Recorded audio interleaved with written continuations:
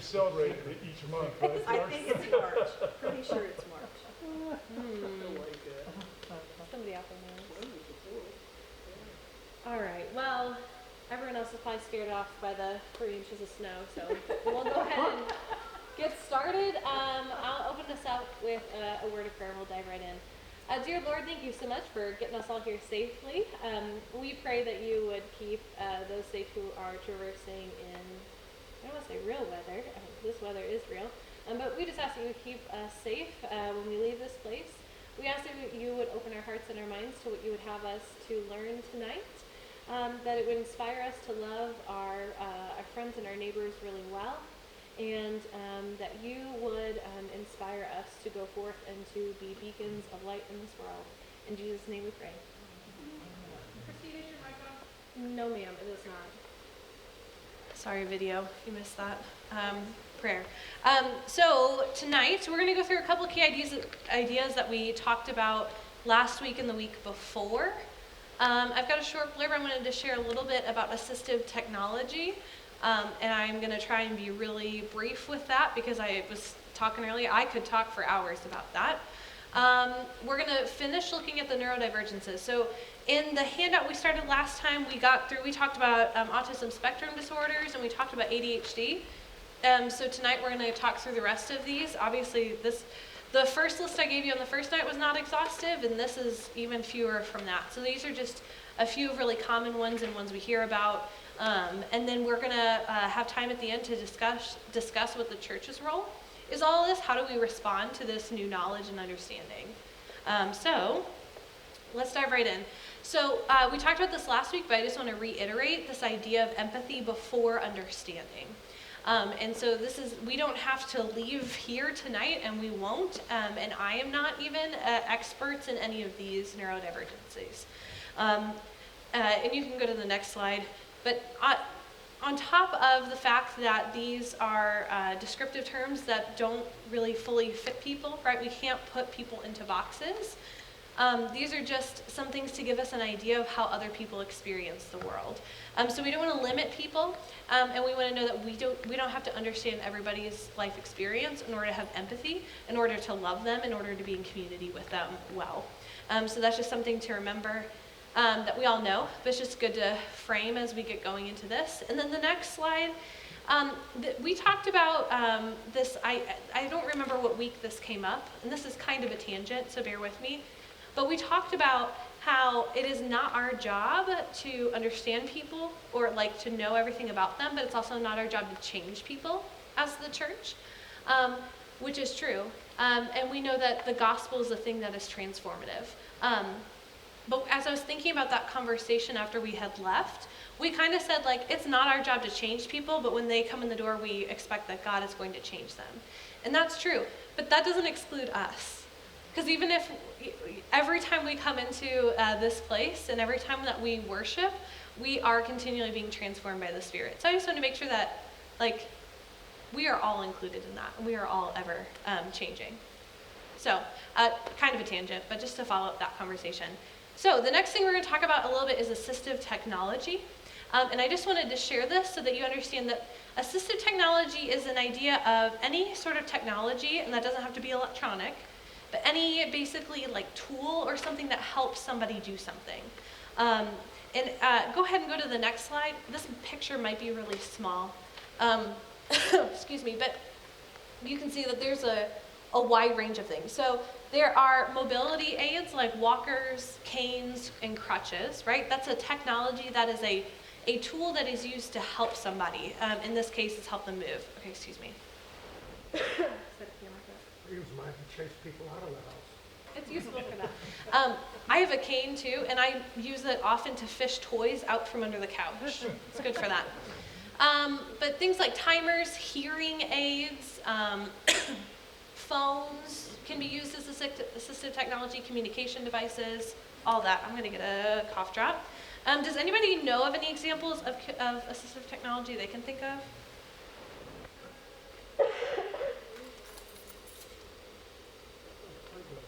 Oh, yeah, glasses. Yeah.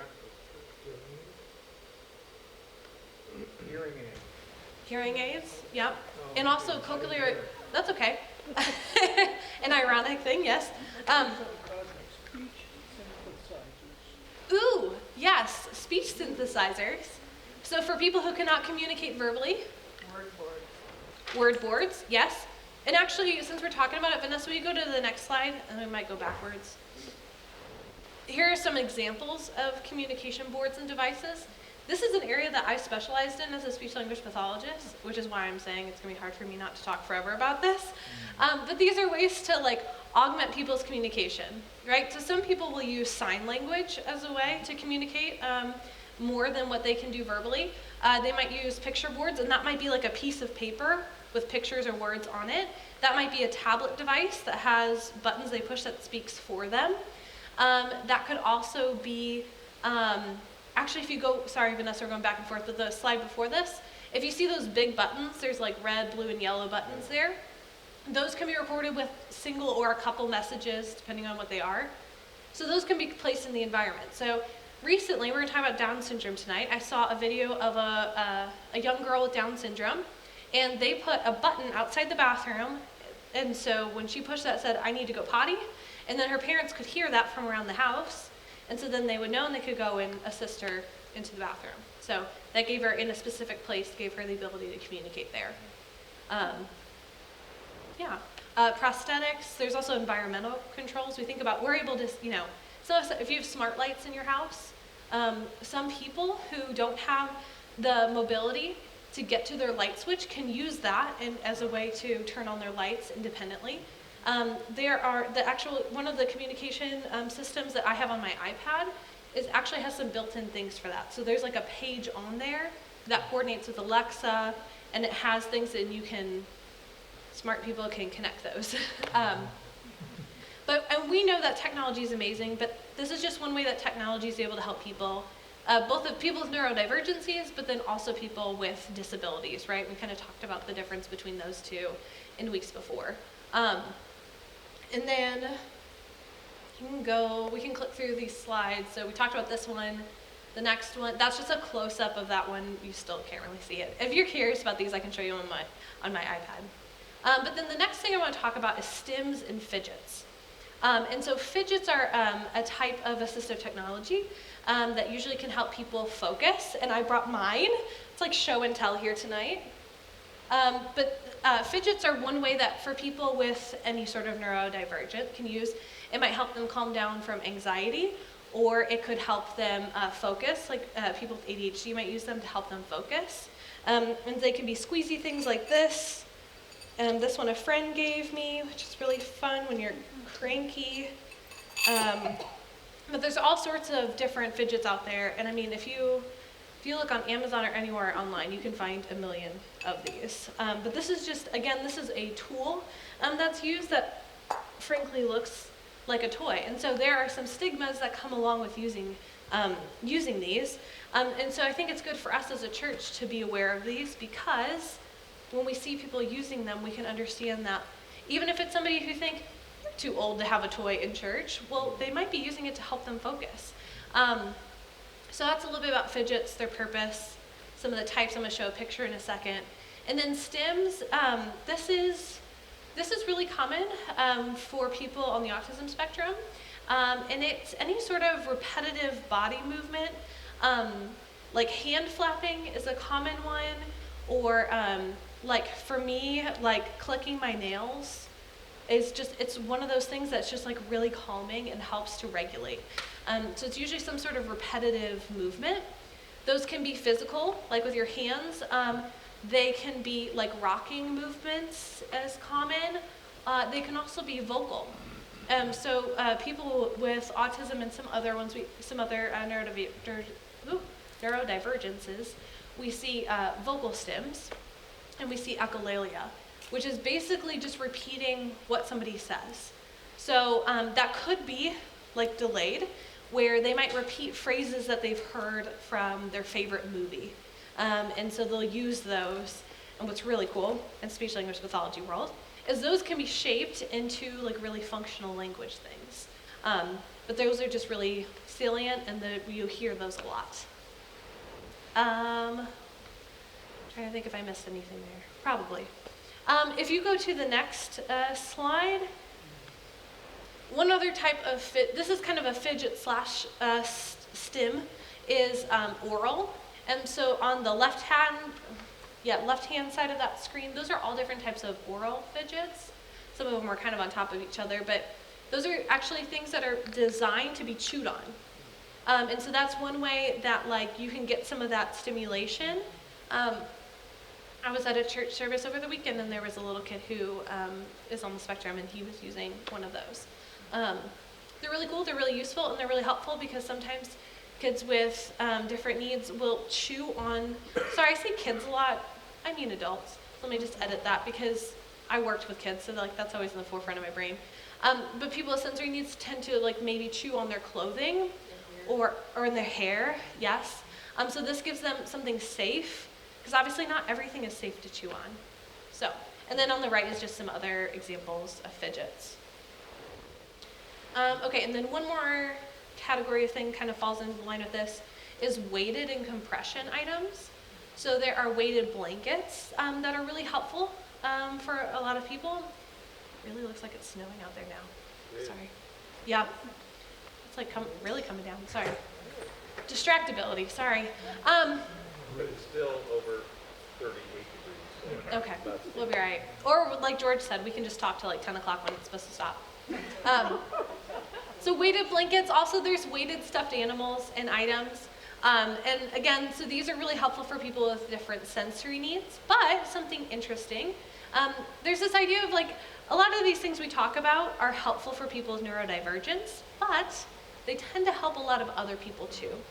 And weighted stuffed animals is an interesting one because this is something they found that they have given to parents who have lost babies, either due to miscarriage or stillbirth, or if they lose a child really young, having a weighted either stuffed animal or doll or something can be really comforting. So it's just an interesting way that like some of these tools help a lot of different people in different ways that we didn't realize. And then that vest it's a compression vest. And so if you have heard of compression socks, it's the same idea. A lot of these have like Velcro on the sides so you can adjust like how tight they are, but they're really tight and it's kind of like a hug. And sometimes that is really helpful for people. It just gives like a sense of security and sensory regulation. So. Sorry?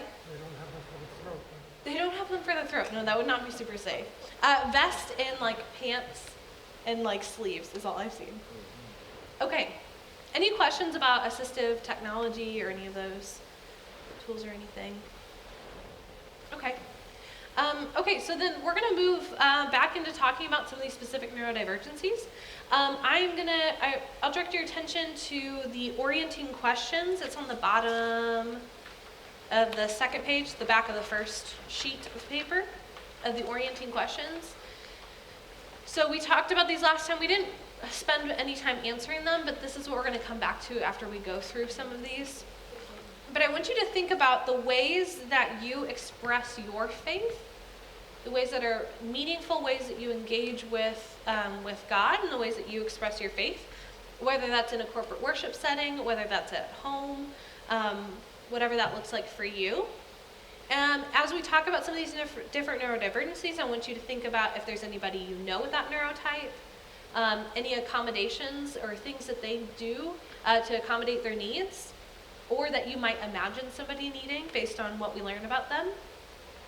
And I also want you to think what you think their favorite part of worship would be and their least favorite part of worship, and maybe why that would be. Okay, so we're not gonna spend long, but we'll do a quick review of autism spectrum disorders. So as a reminder, there's an image that'll pop up in a second, and that's just a reminder that when we understand things as a spectrum, it's not like you have more or less of, but it's like a complex intersection of the different like features of it. Will you go to the next one?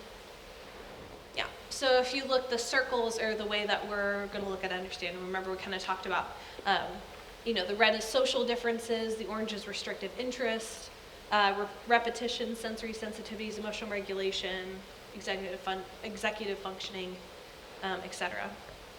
And then you can just click through the next two because we've already spent time talking about that, and those notes are in your handout.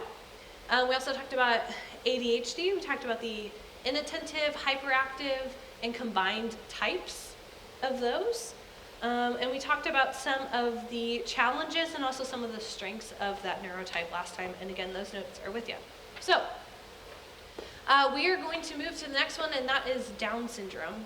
So this is, I kind of debated on putting this one in or not, because this one definitely leans more or tends to be more of a disability.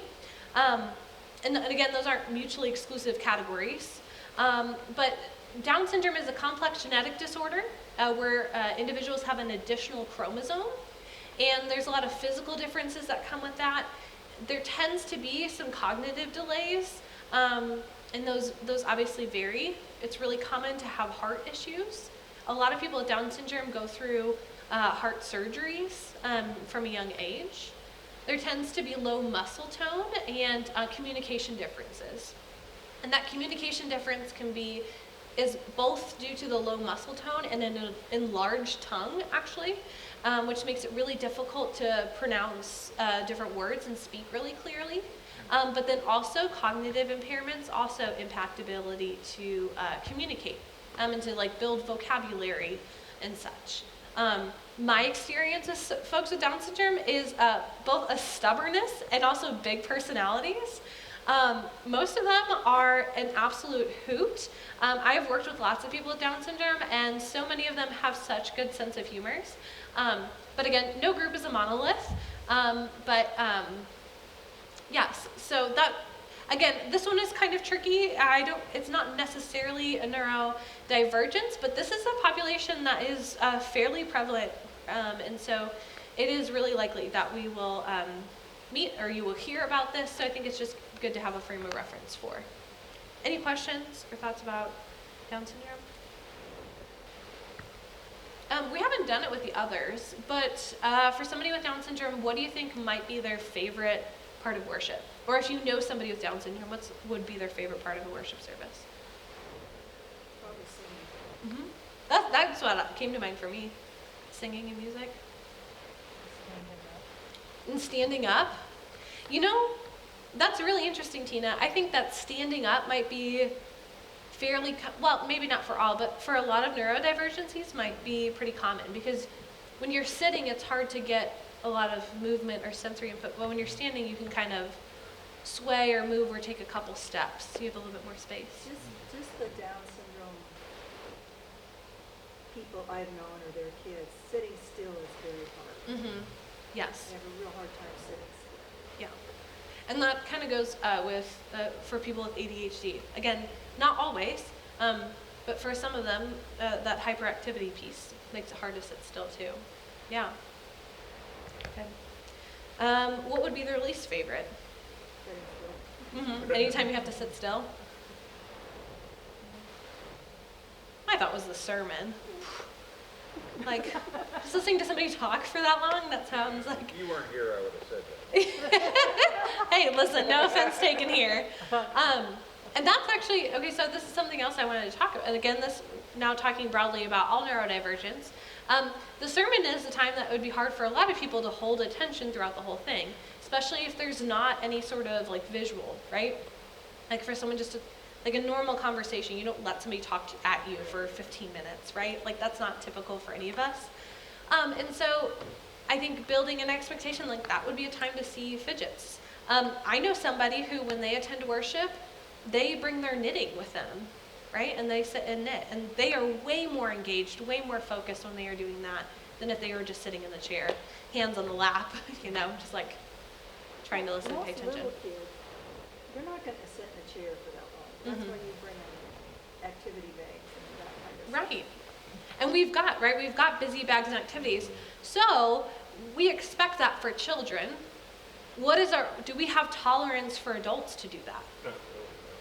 Not really, no. Not really. I don't think most do. I think that's honest. Most people don't. Like, if you saw an adult coloring on a coloring page or in a coloring book during the sermon, you are probably going to think, most people would think, wow, they are not paying attention, they don't want to be here, they don't care about what's happening. When in actuality, they might be hearing and processing and be deeply engaged with what is being spoken. Great experiment we should do this Sunday. Everybody bring their, everybody have a. Everybody. We'll all get a or a set of crayons from, Chili's or something. I'm gonna take no responsibility for any shenanigans. I won't be here this Sunday, so I'll be on Zoom, or I'll be on Facebook Live, and I'll be on Zoom for service this week. So yeah, so don't get in trouble and blame you while I'm not here, because I'll be on there. I'll be able to hear it. Yeah, yep, courtesy of. Okay, let's go to the next one. And of course, Lori's not here. We're talking about dyslexia. I know. Excuse me. Okay, so dyslexia, we've talked a little bit about this. Dyslexia is a type of brain difference where it is really difficult to read, but specifically it is decoding like written words. So looking at a page of words and then being able to understand those, and then also then writing words in letters. Note that is different from hearing a story read to you or listening to a story while also seeing it. But just being able, the phonics, the spelling, and the letter correlations, that's really, really challenging. And so we see the similar letters tend to get mixed up. People with dyslexia might leave out letters as they're writing them, or they might switch. So they might use B and D in place of each other, or P and Q, because they look really identical. I think we talked about it a couple weeks ago, but they actually have some fonts that are developed that help make those similar letters look really different. And so that can be really helpful. And I know that there are some fonts, like just generic baked-in ones, that are easier or harder to decipher. So something to consider as, like, if you knew somebody with dyslexia, like how you're giving information to them. Somebody with dyslexia might prefer a phone call versus a text when making plans, things like that. Dyslexia, so things we see with this neurotype. Folks with dyslexia tend to be really creative. They tend to have, I think this is really interesting. I was reading up about it because I didn't know a ton, but they tend to have really good spatial awareness. And they're able to like imagine objects and manipulate them in space and have really good visual memory, which to me was a little counterintuitive from what I understand from it, but it's really interesting. And we talked about this, but obviously as a former person who worked in a school, right, we think about recognizing people's strengths so that we can teach them things. But I think as a church, I think recognizing people's strengths so that we can see like the ways in which they can be plugged into different communities, or like if there's a heart to serve, okay, like somebody with dyslexia might be really good at figuring out how to, if we wanted to, Bill, close your ears. If we wanted to change how the chairs are laid out, then they might be able to help us imagine a different way because of the creativity and the spatial awareness. Okay. Any questions, thoughts about dyslexia? Sometimes dyslexia people are very smart. Oh, yes. I mean, a lot of geniuses are dyslexic. Mm-hmm. That you would never know. I'm glad you said that too, that a lot of people with dyslexia are extremely smart, because we tend to, if you listen to someone read and they trip over their words and they mess up their words a lot, you might think, oh, they're not very smart.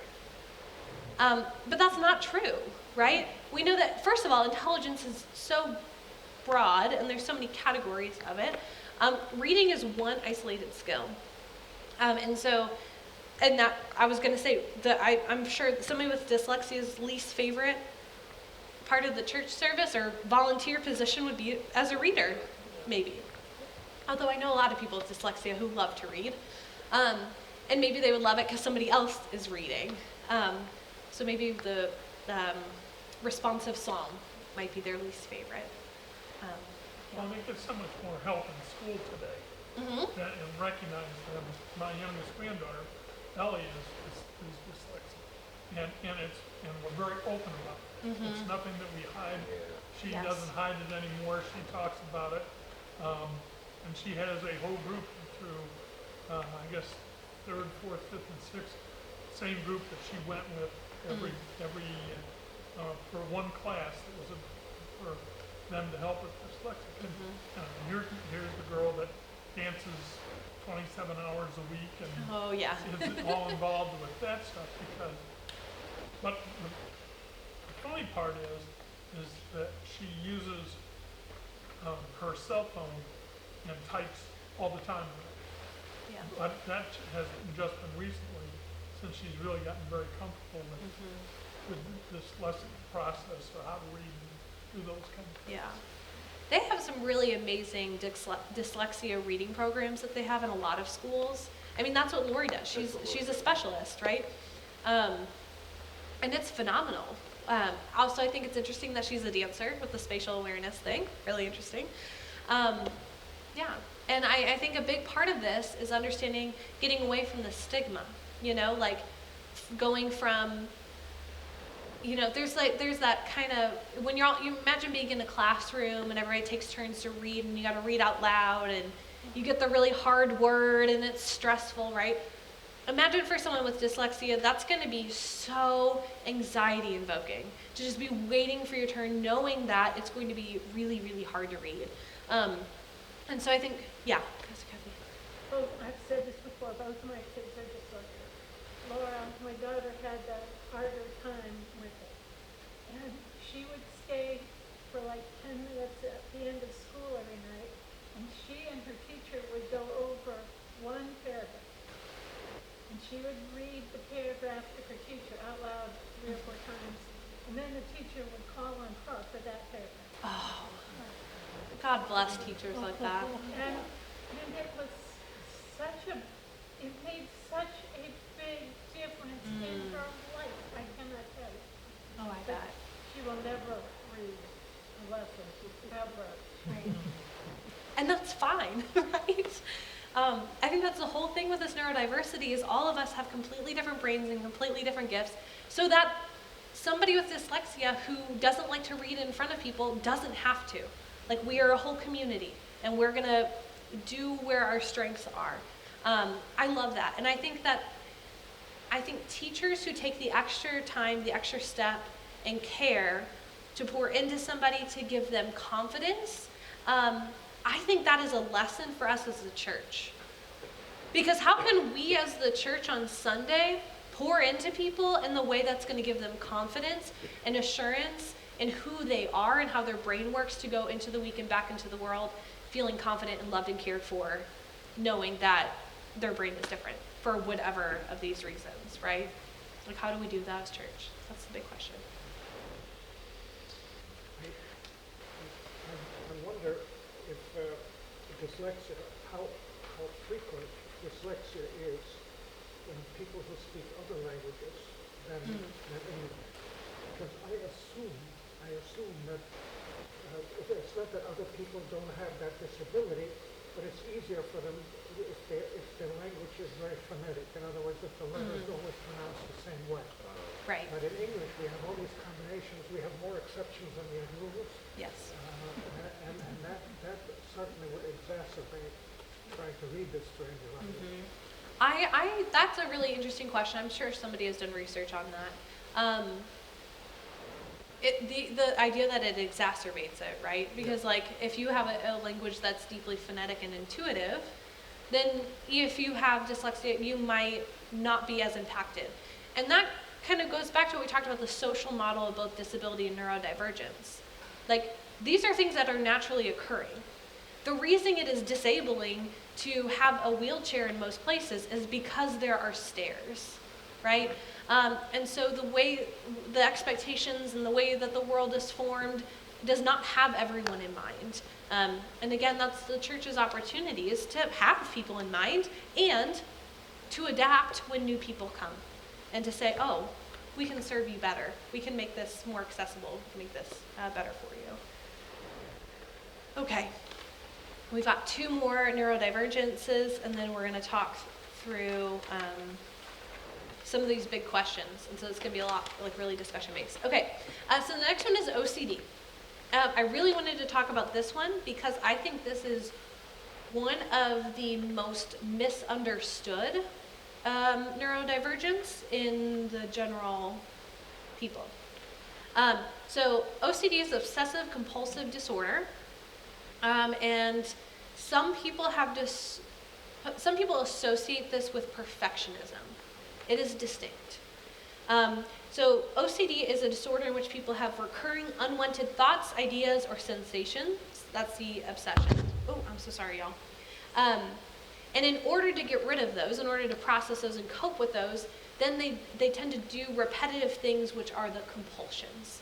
I had a friend growing up who had OCD, and she would get into these, we describe them as anxiety loops because that's the language that we had, but she would have these recurring negative thoughts of like, and a lot of it is for her experience, because there's a lot of different types, was that harm was going to happen to her. But her brain would say, but if you pull out every one of your eyebrow hairs, then you'll be safe. It doesn't make sense to us. It's not logical. And it is a really difficult thing to live with, because people will just be going about doing things, have these unwanted thoughts, and then there is this like option to do this compulsion, and then that like anxiety tends to go away, or not, and then just have this like nagging thought. I read a novel depicting it, if anybody is like really interested, and it's kind of geared towards young adults, but it's really interesting to like read a novel from that perspective. It kind of really puts you in their shoes.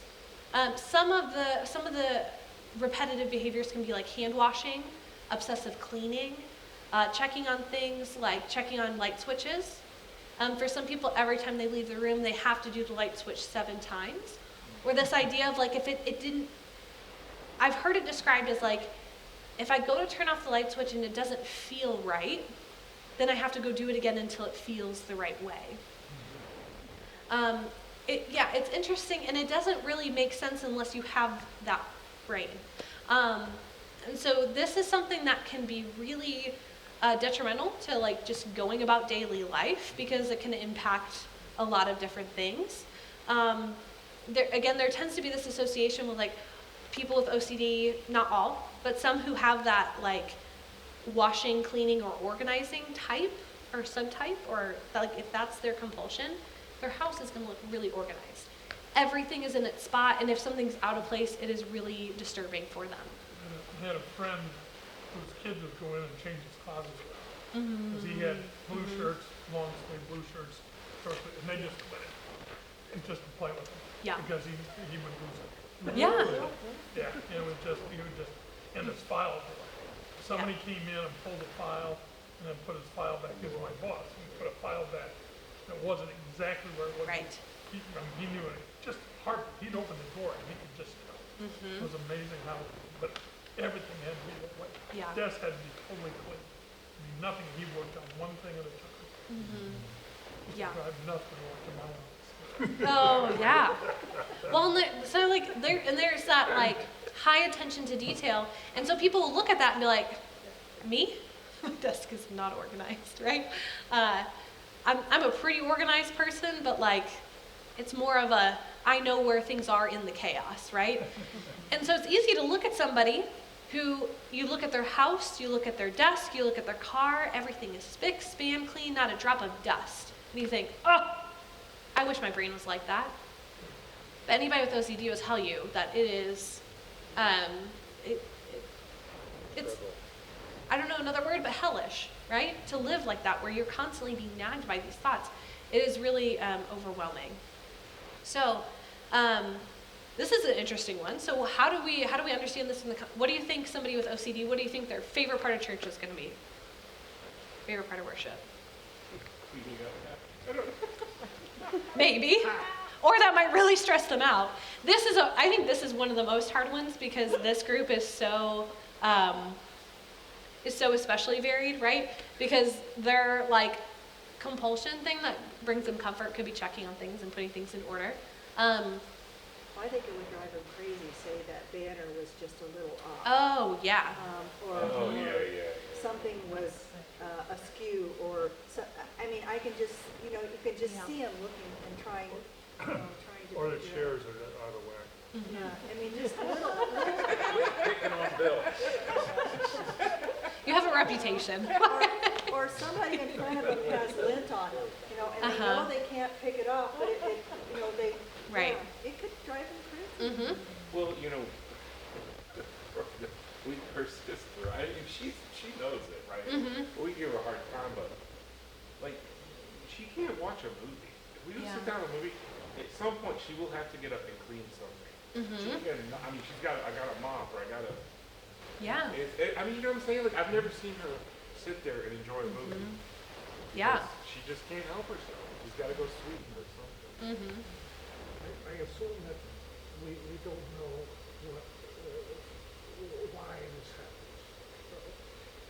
But as always, the psychologists and scientists, you know, on one side, the body people, the physiologists on the other side, they have some thoughts, some theories about what might some of those be. Do you know?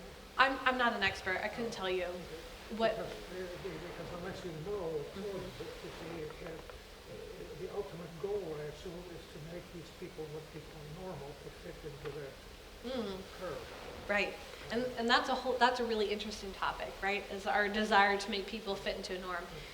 For OCD, I would say the like functional goal for someone with OCD is that they would be able to navigate their daily life without significant anxiety. You know, that they have, if they want to go to the grocery store, they can do it. And like maybe their functional goal is that instead of locking their car 15 times, maybe they only lock it 3 times. And like that might be a functional gain for them. The problem here is that if you try to affect those changes in people, and that's not the right thing to do, then you just make things worse. Yes. And so we talked about masking the first week, right? And masking is the idea of making yourself look normal, right? And I talked about it as somebody who has autism, that most people are surprised when they hear that, because I've spent my whole life masking, and I think I'm pretty good at it, although you see me moving my hands a lot. Okay, now I got distracted. Yes, so if we are, if we try and make people to stop doing these compulsions, right? And this applies to stims too. If we just try to stop the behavior and we don't address the why, then it is going to make it worse, because that's just going to, yes, maybe they only lock their car 3 times, but now they're going to go and flip the light switch 25 times. Whatever. So we, and again, coming back to like as a church, right, we are not practitioners working with folks, but expecting people's behavior to conform to whatever we expect here in this place, in this house of worship, is not going to necessarily help them or benefit them, or us for that matter, because we are better when we are all fully showed up here. And so that is why access to support services, right, that know, like again, and I didn't give my disclaimer tonight, I gave it last week, right, that I am not a professional, I'm not a psychologist, like I cannot diagnose these things, but having access to therapeutic care that can help provide strategies that address the why, and also make functional gains. I wonder sometimes, particularly in children and adolescents, how you can tell the differences between, let's say, OCD and just a spoiled brat. And just spoiled brat? A spoiled brat. Oh, a spoiled brat. Not properly brought up child. Well, I will tell you, in my experience and my educational philosophy, there are no bad kids, there are just unknown circumstances. Every kid I had that had really bad, stinking behavior was because they had some unmet need. And sometimes that was some sort of neurodivergence that wasn't understood and wasn't managed. Sometimes that was because they were not getting the connection that they needed at home, which we might call like poor upbringing. But maybe it was a lack of resources at home. That's a tangent. And that's what professionals are the ones, that's the answer, the differential diagnosis. And that's where I said the very first week. Like if you hear one of these and you think, that might sound like me, it might be, or it might be something else that we don't have time or scope to talk about here. Or it might be a combination of things, right? If you have one of these neurodivergence, there is a more significant likelihood that you have another. These things can happen in tandem. So somebody with OCD could also have dyslexia. Those things can happen at the same time. And we've got people that represent every possible combination of these, and even more that are unknown. Right? Okay, the last neurodivergence we are going to talk about is PTSD. This is one I think is fairly well known, or at least talked about, or maybe. So post-traumatic stress disorder is a disorder that happens as a result of significant trauma. And it is a semi-chronic condition. There's actually a new subtype of complex PTSD that tends to relate for people who have trauma in childhood. They tend to have a more complex case of PTSD that tends to be more pervasive. And people with CPSD have a tendency to have more PTSD symptoms to later traumas in life. We all experience some amount of trauma. In the trauma world, they talk about big T trauma and little t trauma. Kind of hard to quantify it, because it's as significant as it is for you, and nobody else gets to decide what is significant. Because the hardest thing you've ever experienced in your life is different from the hardest thing that somebody else has experienced in their life. I've also recently heard that there are some studies happening, and there is some suggestion that the amount of support you have at the time of the traumatic event is a significant predictive factor for your PTSD symptoms. So if you experience a trauma, but you have a ton of support and people know what happened and can help you through that, you are much less likely to develop PTSD symptoms than somebody who doesn't have that support. And if nothing else speaks to what the church should be doing, hello, that's it. And I think it's something that we're set up to do really well, because we share prayers, right?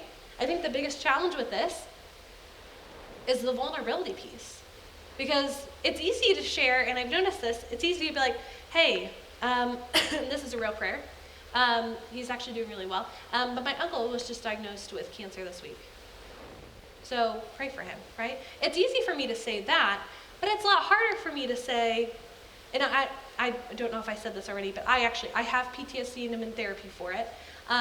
But a couple months ago, we were driving over Southlake Boulevard. This is not why I have PTSD. Sorry, let me just say that. But we were driving across Southlake Boulevard. We almost got into an accident, and it re-triggered some things from my PTSD. And I told some people close to me, but it really got me thinking about how and who and when we talk about these things, especially as a church and as the communities and the sub-communities and relationships that we form here. Especially when the science says how helpful it is. So, okay, we talked a lot around it. So PTSD is, it includes intrusions, which are kind of like intrusive negative thoughts or images that come to mind, usually related to the trauma. And those can come out of nowhere, and then sometimes that can cause flashbacks, right? And this is something I think we see a lot for war veterans. That's where a lot of the research originated from and understanding of this. But when these unwanted images or thoughts or memories come up, then there tends to be this dissociative episode where you think that you're back in that moment of trauma, right? And you lose grounding of what is actually happening, who's around you. You imagine people being the people who were with you then. And so that's kind of the idea of intrusion. There tends to be a symptom of avoidance, right? Which is a pretty understandable one. You're gonna avoid things that remind you of the traumatic thing. And sometimes that can be an area of therapeutic intervention because it might not be helpful to never, go to the eye doctor again. I don't know, right? If that's something that you're avoiding. It can also create alterations in mood or cognition. Trauma, period, not just PTSD, makes significant changes to our brains. It changes the way that we encode memories. It changes the way we respond to things. It changes the way that our nervous system is triggered. So we see those changes in cognition. There's also a lot of evidence that there are sometimes personality changes that happen. This can happen in trauma, and especially right brain injuries. Brain injuries are a whole nother can of worms we could get into. But you know, there might be someone who's like, this person used to be really easygoing, and now is like just a really angry person. Or you know, that's a really common shift. But there can be some like mood and personality changes. And then alterations in arousal or reactivity. So that is like, I think of that as like anxiety. That can be paranoia. That can be reaction to like loud sounds. And this is really common for people where like a sound is related to the trauma. So for someone who experienced gunshots, a loud sound might trigger them. And so they're going to have a bigger reaction to somebody dropping a hymnal on the floor than others might. I think this is one that we don't always get to know, but I think it's important. I will say that I'm not somebody, sound was not, well, I had a car accident that was kind of wrapped up in that, but sound is not a significant thing for me, but it is really triggering. And I was in a church that on Good Friday would do the nail strike, and I think we've done that here. But I don't know if it was proximity or time. There's one year where this was not here, an old church, and it was extremely loud. I mean like windows rattling loud, and it was so unsettling, and that's kind of the point, but not to that extent. But those would be really good things to know about our community, right? To know that if somebody is gonna have a hard time, and this can get into sensory things too, not just post-traumatic stress, but how people react to the lights, right? If the lights are like super bright or if they're super dim. Not that we can accommodate everyone, but it would be helpful to know that if we had somebody with... So does depression kind of flow into trigger PTSD, or PTSD trigger depression, or? Probably yes, to both in different people, because depression is its own thing. Right? Like depression is extreme sadness that impacts function. That is like the most simplified probably. And that depression can coincide with any of these, right? Somebody with OCD so overwhelmed can easily slip into depression. It is very common with PTSD to have depressive episodes. That can kind of fall into the alterations of mood.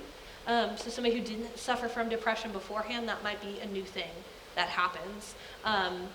And like any of these things going untreated, it's going to be worse. I saw a video from somebody, and he had, I think I talked about this last week, he has schizophrenia, and for a long time he did not seek treatment. When it first started, and he first started having voices and the visual hallucinations, he self-medicated with alcohol and drugs. Well, in order to keep with the increasing hallucinations, he increased his intake of drugs and alcohol until he was dependent on those, and spiral, yada, yada, yada. He's doing well now because of treatment. But often these things, and depression, even depression on its own, which is not to say that it's a small thing, left untreated can cause other problems and can worsen, right? And depression is another good example of if you have support, if you know somebody who has a proclivity to depression, it's good to check on them. It's good to call them and say like, hey, if they live near you, maybe take them out, get them out of the house. Checking in to see if they have eaten recently. Check in and see if they have, if they've been showering and leaving the house and showing up in the ways that they need to. Those are ways that we can be community. So.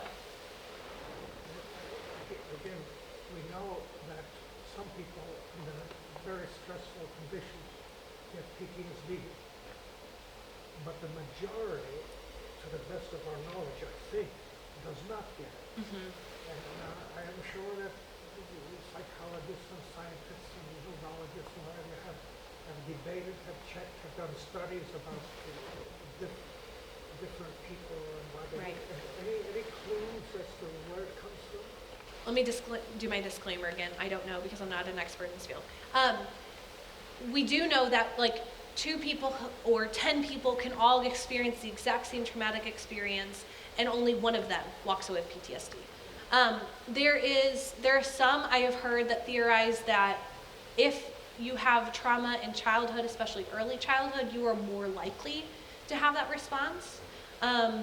There's also like a stacking, right? So like if you've had like 6 traumatic things within this time frame, then it's more likely that this one traumatic thing that maybe isn't super lingering for other people is going to trigger all those other things.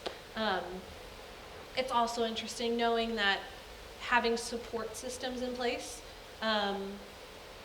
tends to alleviate some of these symptoms. So maybe that one person doesn't have the same kind of support systems. That could very well be.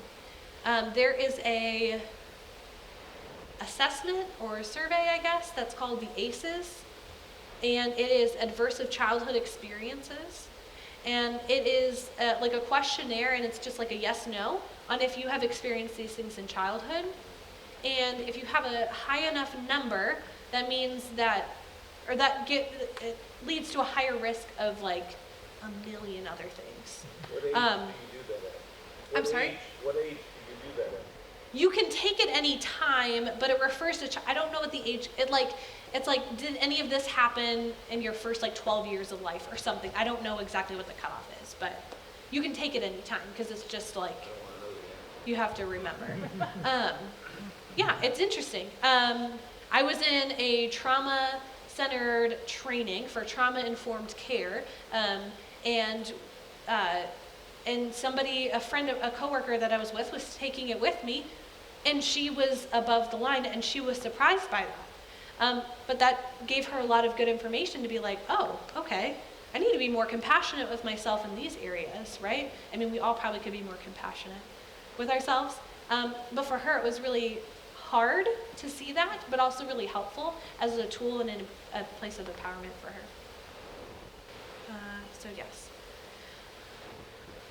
Okay, so that's all the neurodivergencies that we're going to go do a deep dive. I'm looking, I think we have about like 10 minutes left, and so I want to kind of come back to some of these questions. So I want to go back to the first question of how do you express your faith? What are the ways that are meaningful to you that help you express your faith?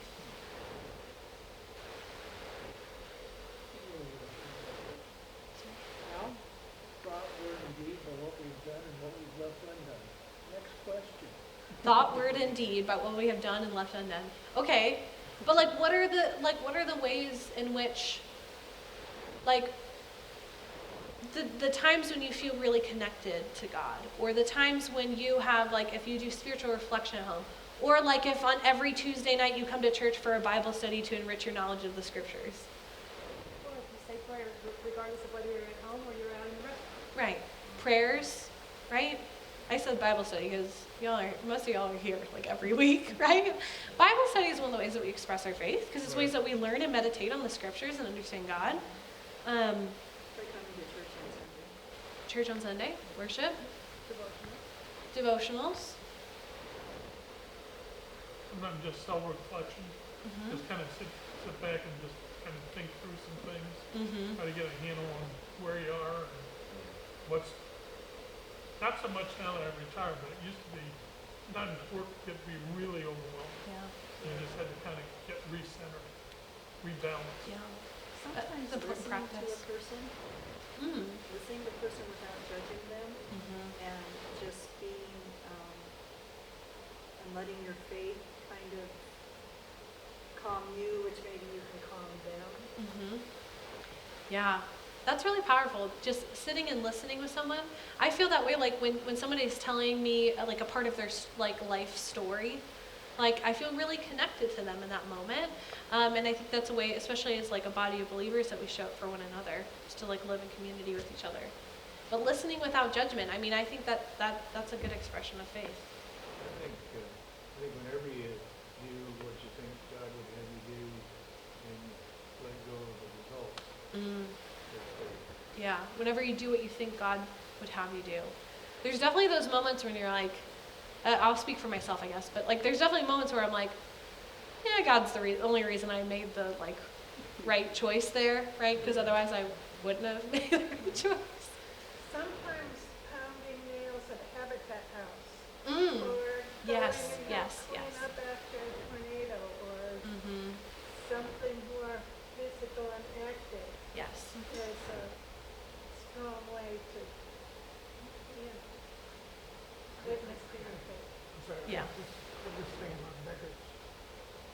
I know a lot of people that say that all beggars are really rich people who are just posing, and It's really optimistic, but for some reason I have this thing that I always want to give something to beggars. yeah. Yeah. So Pastor Kathy said about like physical things. I think there's two sides of it. It's like doing a physical activity and also something that is serving, right? Caring for people who are begging, people who are in need. Certainly those are ways that we express our faith. I was thinking about like throughout the church service, I think that there's like a bunch of like small expressions. I think some people express their faith when they are preparing the coffee bar back there. No doubt that Vanessa and other people in the music ministry are expressing their faith when they are leading, preparing, and doing musical things with excellence. People reading, people greeting and sharing peace with one another. I think in every little way, those are ways we express our faith here, and those are often reflections of the ways that we live outside of here. And I think it's good for us to think about, I will say for me growing up, I had a pretty narrow idea of expressing my faith. I thought expressing my faith was sitting down with my Bible, reading scriptures, and praying, okay? There is nothing wrong with that, but I am not that disciplined. And that is hard, that like routine, that idea of staying focused in that is really hard for me. But what I learned is that it could be reading a small piece of scripture and then meditating on it all day long. Or it could be praying while I almost said going for a run. That's not very realistic. As I'm driving, right? Like saying prayers as I'm going and doing other things. It doesn't have to be this like cookie cutter expression. And I think it's good for us, for our own faith lives, to kind of expand how we imagine expressing our faith. And so then, as we are in community with people who are different, we can understand that like the ways that they express faith are going to be different. And that's great, grand, and wonderful. Okay, so the next question is, how do we serve here and outside of these walls with compassion and without judgment? And I'll maybe expand that too, of like, how do we exist in this place with people who are neurodiverse, with compassion and without judgment? What do we have to do in order to do that? Or what does that look like? Well, treat people all the same, and treat people like you normally would. You wanted yourself to be treated. I think if we continue to do that, be welcoming, that kind of stuff. I think treating people like people is like, it sounds so simple, but it really is profound. And treating people with dignity. Right. In Well, that. and I think as you said in the beginning, right, a lot of people can hide these things. So, you may not always know, but I think if you're, like Grace said, if you're an accepting person, maybe somebody would. I'm sure if you went through the whole congregation and you said, well, heck, we got 30 of these and 30, go through the whole list, we got, 20 of these, and everything else, and it would probably be kind of it'd be a maze, and as you said earlier, in the last couple of times we met, that, people tend to mask those things, they work at it so that they can mask those things, and that, to me, is amazing, when you think about the person is able to do what they do, plus they're working on masking those things at the same time. That is just, that is amazing when you think about that. Yeah. Yes. And I think if we walk into church and get rid of some of the self-focus and become much more aware to our surroundings. I think there's a lot of times you come in, I go over and I'll sit down and, and I'm in church. Yeah. And so I don't think about the other Yeah. person. And maybe we need to look at that awareness and be aware of other people and their needs and how we may be able to assist them. That's a good point. I think if you get to know people and know what their strengths and what their weaknesses are, that, not everybody can be a reader, not everybody can be a musician, not everybody can, but maybe find something that person does enjoy doing. Tina enjoys baking and cooking. Kim is a good listener. I mean, you give people strengths and you play to their strengths instead of their weaknesses. Right. And I think that is showing your faith in people, Right. Not making them feel bad because what they can't do. if somebody says, I don't want to read, okay. Like, we don't have to make, like, oh, come on. Not that I don't think that would happen here, but Pastor Kathy, what were you going to say? I think one thing we all need to do is learn to not be judgmental, but more than that, deeper than that, we need to be able to treat people who are differently. I mean, it doesn't help to treat some people with some neurodivergencies the way we would treat everybody else, because they aren't like everybody. So we have to go past the judgmental stage into acceptance and love.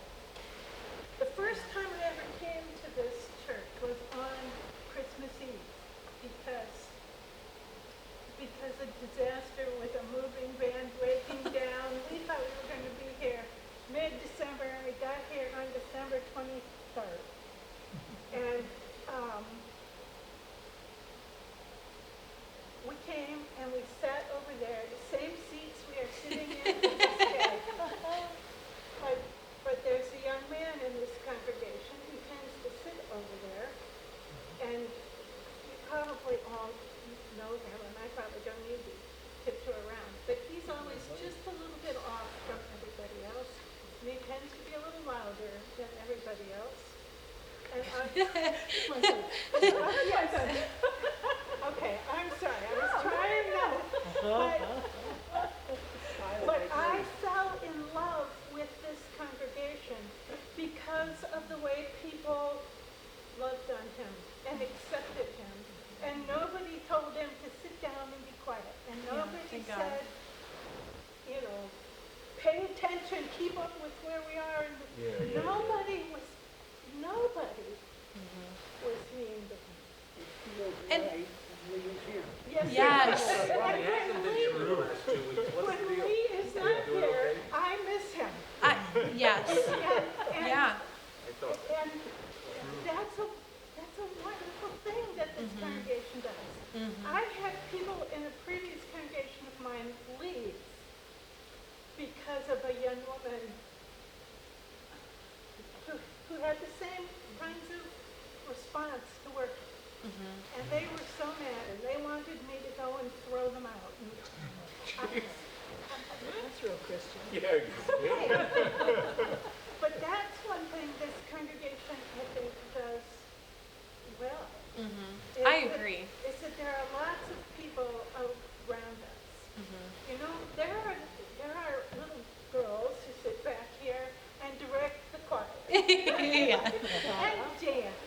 And if I'm not mistaken, I don't know if it was Vanessa or somebody else, but there's some kids for one of our songs who had shakers on Sunday, right? I've heard that. So they were participating in worship in that way. And those out purposely, we did. Yeah. Yeah, and I love it. Fusses about Right. those things. You have to understand how wonderful this congregation is. Right. And that is because there is a culture here, right? And this is one of the ways we accomplish this well as church. And there are probably ways and areas where we could stretch and grow in that too. But there's an expectation here, because if you came for the first time, and you hear people responding differently, or you hear Lee's voice come out, it might catch you off guard the first time. But the church, collectively as a whole, decides what the expectations are for this place. Yeah. We have decided that the coffee's on the back bar. We have decided when we stand and sit, right? These are rules that we collectively have decided on. We have control of what we think is okay or not. I went to a church where there were blankets on every row. And so it was perfectly acceptable for you to curl up because it was a little chilly in the sanctuary. That was an acceptable thing, and the space was made to reflect that. And so if we have supports built in, if we set the expectation that if somebody is knitting during the sermon and people aren't making sour faces and looking at them, or whispering in the back row saying, "Can you believe that they're knitting up there during the sermon? Don't you think they could pay attention?" Because I guarantee you when that kind of behavior happens, other people hear it and form their expectations around that. That's exactly true. Mm-hmm. And I have had people who text the sermons out to their friends. Mm-hmm. And we had at council someone bring up that we should make a rule that you're not allowed to have your cell phones on during church. You're not allowed to text. You're not allowed to. And it's. And thank God this congregation doesn't even think about those kinds of things. Because you might be looking at the Bible app. No, you might be scrolling through something else. But it's also, again, I think that without judgment piece, and I like what you said, Pastor Kathy, about taking that further, but it's like if we can come into this space and remember why we're here and take the pressure off. And I want to acknowledge that we are a couple minutes over our time. But one of the rules that I wanted to get to, good grief, there's so much we could talk about. But one of the questions I really wanted to get to is what rules can we break? Because there's a lot of rules, and this we're a Lutheran congregation, right? There's a lot of structure. There's a lot of ways that we do things, and some of that has a lot of really good value. And I'm not suggesting we sacrifice who we are. I just want us to be thinking about what are the rules we have in place. Who is that excluding? And what are ways that we could break those rules to make our place more open and inclusive? Don't tell Pastor Nick I said that. And I'm sitting here thinking, how do you get back to the red book? Or the green book? No, not that rule. Not that rule. Any rule that comes up, you can break anything for love. Ooh, what a beautiful way to end. You can break any rule for love's sake. Yeah. Because we're over our time, why don't we go ahead and wrap up, and if conversation wants to linger, that's great, because I think we could talk about this for a long time. But would somebody close us in prayer?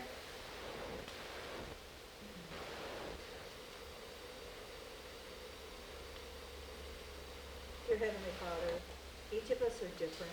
Each of us have a strength. Each of us have a weakness. But we are here for each other no matter what those are. And we pray each day that the people that need our help, we are there for. And people that can help us, we hope they're there for us. Dear Heavenly Father, thank you for bringing us here tonight. Pray that we all get home safely to our families and to our warm homes. In Jesus' name we pray. Amen. Amen. Thank you. Thank you. Yeah. Thanks, y'all, for sticking with me. It's been fun. Thank you. Yes, I think there's been a lot